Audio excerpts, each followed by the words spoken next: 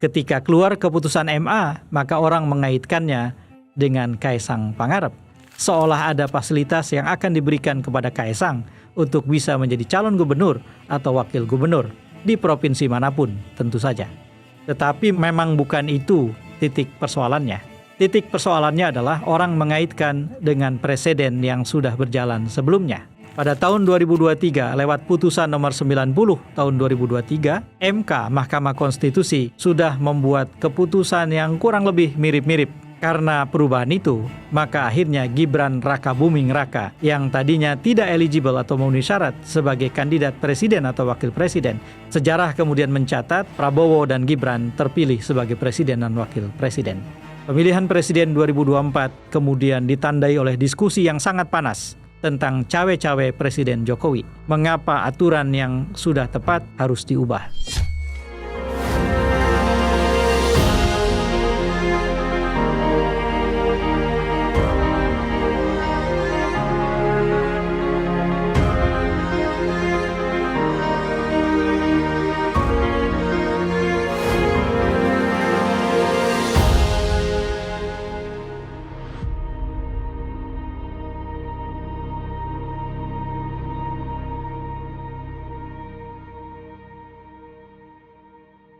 Assalamualaikum warahmatullahi wabarakatuh. Jumpa lagi dalam Keep Talking, Kang Ep Bicara. Mari kita bicara tentang keputusan Mahkamah Agung yang kontroversial dan memicu diskusi publik yang ramai belakangan ini.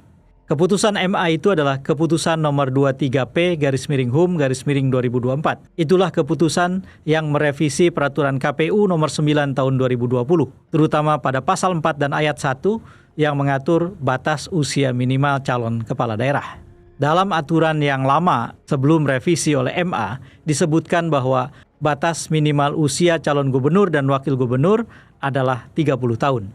Dan usia 30 tahun itu diukur atau merujuk pada tanggal penetapan yang bersangkutan sebagai kandidat.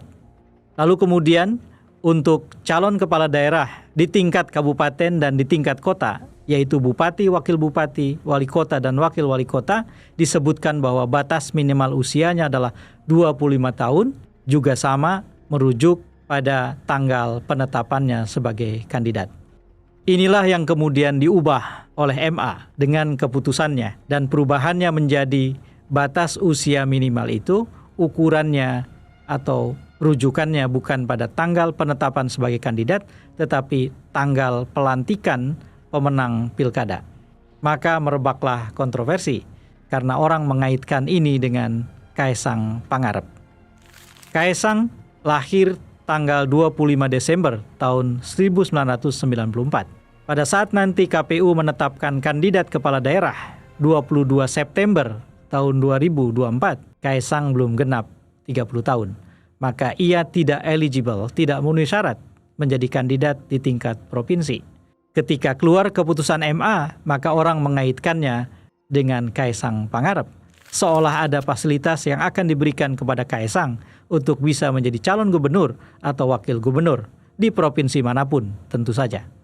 Maka berkembanglah diskusi yang melebar kemana-mana. Sekalipun di dalamnya tentu saja ada semacam spekulasi, dikarenakan kita belum tahu persis apakah akhirnya Kaisang Pangarep menjadi kandidat atau tidak. Tetapi memang bukan itu titik persoalannya. Titik persoalannya adalah orang mengaitkan dengan presiden yang sudah berjalan sebelumnya. Pada tahun 2023 lewat putusan nomor 90 tahun 2023, MK Mahkamah Konstitusi sudah membuat keputusan yang kurang lebih mirip-mirip, yaitu merevisi Undang-Undang Pemilihan Presiden dan Wakil Presiden yang mengatur batas minimal usia kandidat. Karena perubahan itu, maka akhirnya Gibran Raka Buming Raka yang tadinya tidak eligible atau memenuhi syarat sebagai kandidat presiden atau wakil presiden bisa menjadi calon wakil presiden untuk Prabowo Subianto. Sejarah kemudian mencatat sebagaimana sudah ditetapkan secara hukum, Prabowo dan Gibran terpilih sebagai presiden dan wakil presiden. Pemilihan presiden 2024 kemudian ditandai oleh diskusi yang sangat panas tentang cawe-cawe Presiden Jokowi. Ada semacam konflik of interest dalam dua tahap sekaligus. Pada saat perubahan diperbaiki atau direvisi, dengan melibatkan Paman Anwar Usman yang waktu itu bertindak sebagai Ketua Mahkamah Konstitusi yang membuat keputusan itu. Yang kedua adalah pada saat kontestasi dengan dugaan yang amat sangat santer tentang keterlibatan Presiden Jokowi yang cawe-cawe amat sangat jauh untuk bisa memenangkan putranya menjadi wakil presiden. Saudara, itulah yang kemudian menyebabkan netizen memanjangkan MA dan MK dengan caranya. MK disebut sebagai Mahkamah Kakak dan MA disebut sebagai Mahkamah Adik. Saya tidak ingin membahas ini secara personal.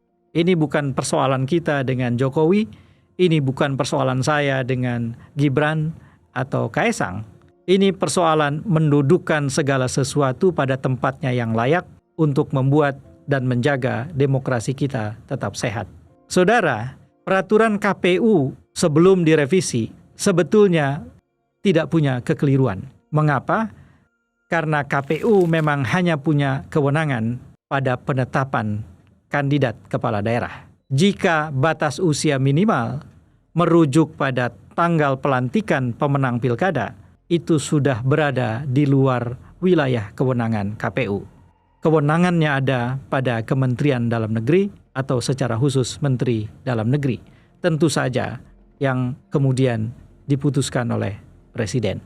Saudara, karena sebab itulah sangat lazim kita pertanyakan mengapa aturan yang sudah tepat harus diubah. Kalaupun kemudian perubahan terjadi, perbedaan antara tanggal penetapan kandidat 22 September dengan tanggal pelantikan yang kemungkinan besar di awal 2025 bukanlah jarak yang terlalu jauh. Jadi kalau ada argumen yang mengatakan bahwa untuk memberi kesempatan kepada anak muda untuk terlibat dalam pilkada, baik di tingkat kabupaten atau kota maupun provinsi, maka argumen itu amat sangat lemah. Sebab mereka yang usianya muda pada 22 September tahun 2024 kurang lebih sama mudanya dengan mereka yang usianya muda pada awal tahun 2025. Tidak ada jarak yang terlalu jauh yang membuat kita bisa membedakan keduanya secara signifikan. Jadi pertanyaan besarnya adalah mengapa aturan yang sudah benar harus direvisi. KPU kewenangannya menetapkan kandidat dan kebetulan yang sedang diatur adalah syarat menjadi kandidat. Maka tentu saja persyaratan sebagai kandidat harus merujuk pada tanggal penetapan sebagai kandidat yang memang menjadi kewenangan dari KPU. Itulah saudara-saudara sekalian yang membuat kita kemudian layak mempertanyakan secara tegas, apakah ini modus operandi? Modus operandi untuk meloloskan putra presiden sehingga layak atau eligible secara hukum untuk menjadi kandidat.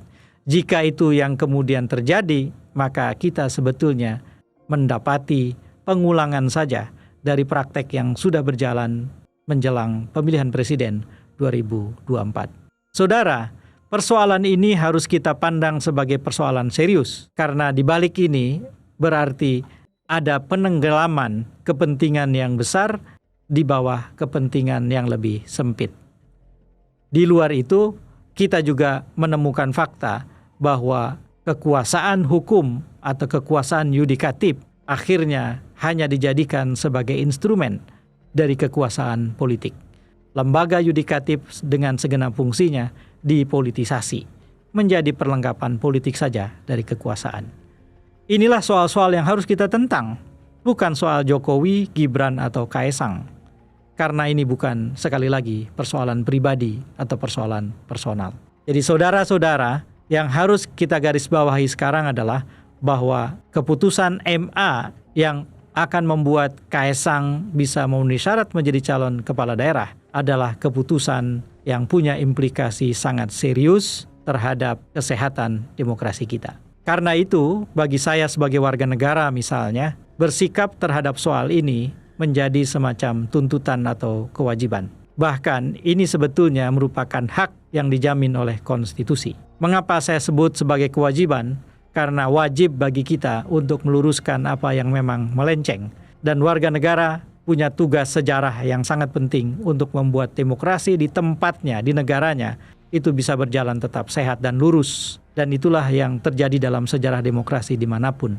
Warga negara yang bersikap menunaikan kewajiban sejarahnya untuk menjaga demokrasi. Di luar itu, saudara, soal ini juga soal yang amat sangat serius. Sebab jika kemudian nanti ternyata Kaesang terbukti memanfaatkan keputusan MA ini untuk maju dalam salah satu pemilihan gubernur, katakanlah di Jakarta, misalnya menjadi calon wakil gubernur atau calon gubernur dengan pasangannya, maka menurut hemat saya, sebagai warga negara, sudah selayaknya saya pun akan melawan, seperti ketika Pilpres saya dan kita melawan Prabowo Gibran. Kalau kemudian perlawanan itu harus dilakukan pada saatnya, maka sekali lagi itu bukan perlawanan personal. Itu adalah perlawanan warga negara yang tahu persis bahwa konstitusi menjamin haknya untuk ikut meluruskan demokrasi, yang antara lain ditandai oleh disingkirkannya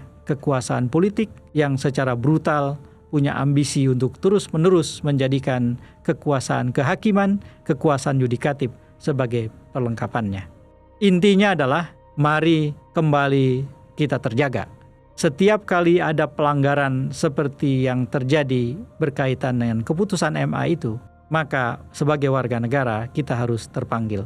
Hanya dengan cara itulah Indonesia akan punya masa depan demokrasi yang sehat. Hanya dengan cara itulah kita menjaga agar hak-hak kita tidak pernah dicederai. Saya F. Saifullah Fatah, wallahul muwafiq ila aqwamit thoriq. Wassalamualaikum warahmatullahi wabarakatuh.